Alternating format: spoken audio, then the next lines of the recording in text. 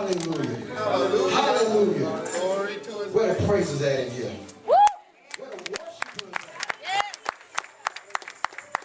You talk about you Sunday, you follow example. You follow example. And I can tell you right now, thank you. I can tell you right now, when you are an example of Christ, youth would know when you're real and when you're not. Oh yeah, oh yeah. Amen, They'll amen. know when you're real and when you're not. We're going to go ahead because we have to bust Satan in the head wide open this morning. Amen, amen. So we're not going to hold back the punishment for him. God has already done it. If you're so willing, if you can, so willing, we want to pray. We want to pray. We want to pray. Amen. We want to pray. We want to pray. We want to pray. You know what? Everybody look around. We're coming for a fight. Can I put this on dart for a second? Thank you, sir. If you have your children, your husband, your wife, your family here, I need you to go find them right now. I need you to go find them. We're going for war this morning. Find your children. I want you to sit by them. I know sometimes when you're in the church, mom and dad this way, the children either in the back, in the middle, up front. I want you to find your children.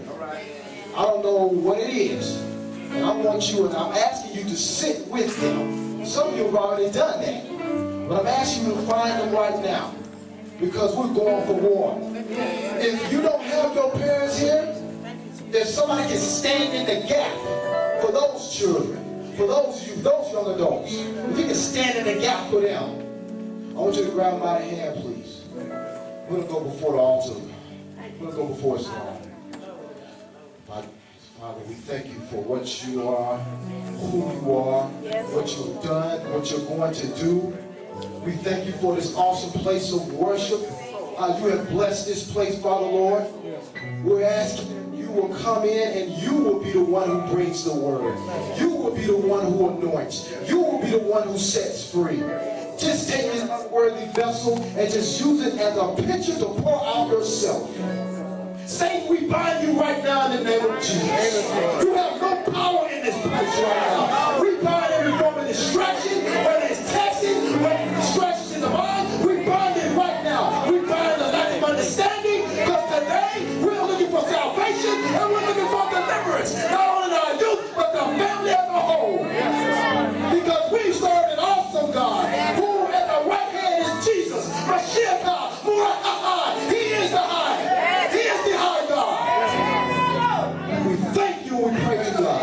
Because we know what you're going to do. Amen. Amen. And amen. Hallelujah. Hallelujah. Are y'all ready? Are you ready for God to do something in your life this morning?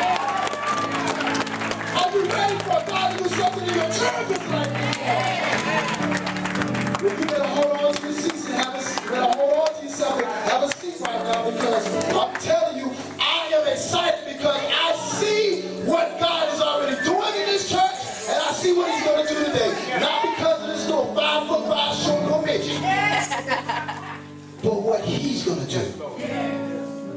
Let's do the right thing first and foremost to the Most High God, who is in this place right now.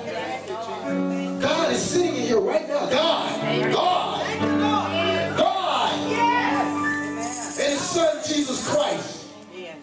Can you fathom that for a quick second? God and Jesus sitting in this place right now. Controlling the universe, moving and shaking things, and sitting here right now. To the shepherds of this church, singing pastor Atwater, singing pastor Atwater and First Lady. Must be pastor too. I can tell. Tag team. And get it there. If one don't get you, the other one coming. You give praise and honor for allowing me to come in to the youth pastor here. They're a fountain. We got to know each other through another minister, and God was already moving. Don't you like it when you think you look at that stuff at a piece, and God is looking at it as the whole? God has already taken everything. And so what he did was, with all the stuff that was going on, and he trying to figure out everything else or whatever, God said, don't worry about it, I already got this. Amen. Off of Facebook. Off of Facebook. Him talking to somebody else, and I saw him, and the Spirit said, befriend him. Now that's funny. The Holy Spirit said, befriend him on Facebook. And it's been going ever since, and he called and said, man, can you come in? And I asked God, and God said, go.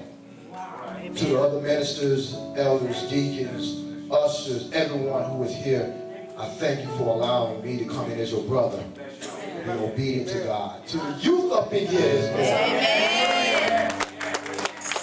hold on now. Let me give y'all youth something. I'm looking at this clock.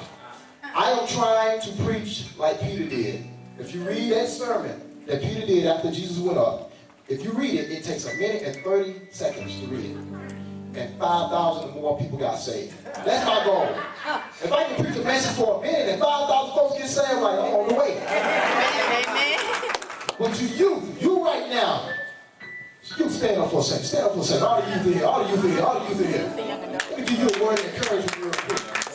I want you to take this into your heart. This is what God is saying to some of y'all. Your friends right now, this message that you're going to hear, you are going to be the only Bible that some of them know. And because you take this message within yourself, it's going to be because of you being used by God that one of them get delivered from the fires of hell because of you. And it doesn't matter how young you are. It doesn't matter how old I am, because I'm old as dirt. But because of you being used by God through Christ Jesus, you are going to help save them and deliver them from a life of torment eternally. So you need to tell yourself, I have been wonderfully, come on, I have been wonderfully, I have been marvelously created to do God's will. And that's an honor. Amen? Amen. Let's sit down. Here we go. We done came in. I want everybody, you got your swords together. I'm watching this clock right now. God, you're going to come in here and do this. God, you're going to have to control me too. Because the last time I preached this message, this thing got so powerful. Half the folks couldn't even walk up here to the altar without having to bow. Because they got tired. Mess. You got your weapons? You ready to go?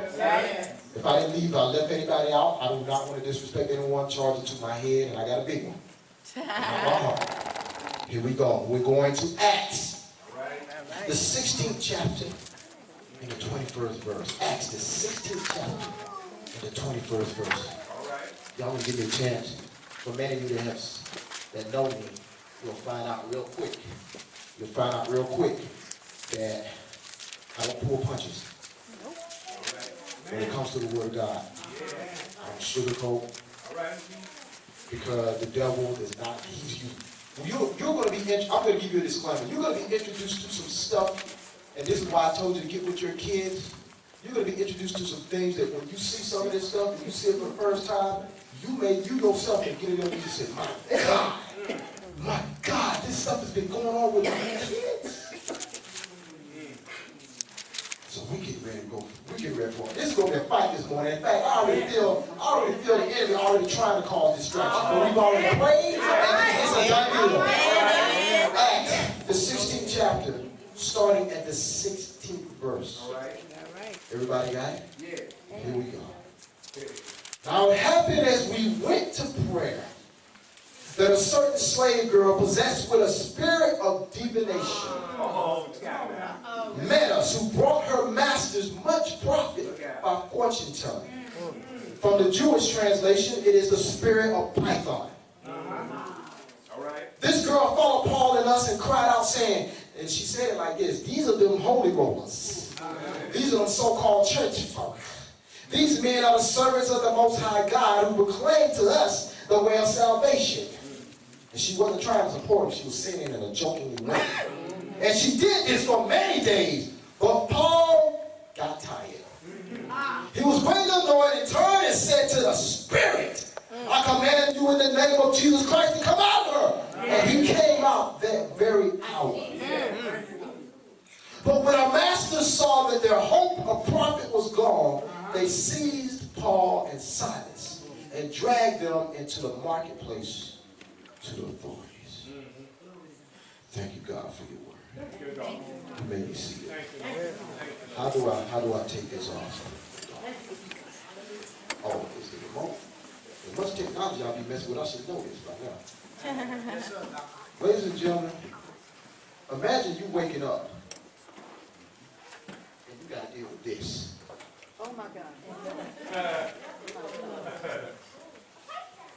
Yes. That is one of the largest pythons in the world.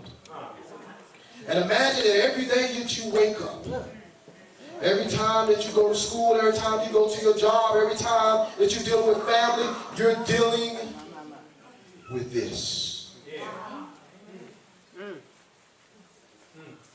That is one of the largest snakes in the world. But today we're going to expose this spirit and how it has been set up to attack and destroy your children. If you want to deal with a subject, it is known as the spirit of Python. We're taking you out. This is the spirit of Python. And as you can see, this thing will literally open its mouth enough to swallow whatever it can get a hold of. Whatever it can get a hold of. I'm going to pause this for a quick second. For time's sake, there's some things, and you're going to see me go back and forth, but I need to expose some stuff. Because for a lot of us right now, as parents and as other people, we don't know a lot of the weapons that the enemy is doing. He's sneaking it right under our noses. And now we can't seem to understand why children, even children your age, are turning around saying there is no God. I'm not talking about they copying somebody. They literally believing there is no God. I work in counseling, I work in outpatient, I've worked in residential, and I've seen demonic forces, I've seen problem repair, I've seen it all for the last 14 or so years. And imagine working there and then getting into a youth ministry, and then you begin to have a clear understanding of what's going on. Here's what, to give you a synopsis of the story, basically Paul and the rest of the disciples had moved in, and they had come to minister, and they had come to the city, and this girl had this particular spirit attached to her. She had a talent. Something had been passed down to her, but this spirit had attached itself to her and had imprisoned her to a point where she no longer had any control over herself. Whatever the spirit wanted her to do, she did it. And now all of a sudden, here come the children of God into the city to cause havoc. And she had to attack. The one thing about this particular spirit of Python is that it will defend whatever it imprisoned. Whatever it has, it's going to try to stop anything else from interfering with. And this particular spirit came out of this girl and began to ridicule the children of God for days. And she followed them around to a point where Paul turned around and looked at this girl and he said, I've had enough of this spirit imprisoning her. I've had enough of this spirit taking control of her. I've had enough of this spirit doing what it's doing to her. And he said, Spirit, in the name of Jesus, come out. Now imagine this thing has got a grip on her, but by the power of Jesus Christ, this spirit had no choice but to let go. All right. Had no choice. Young people, parents, and everyone right now, and I hope that some of you are in prayer, because I can tell you right now, when the enemy wants something, he's going to do whatever it takes to keep it. You got to understand first and foremost that children, no matter how many cartoons, no matter how many TV shows, no matter how many movies you see, Satan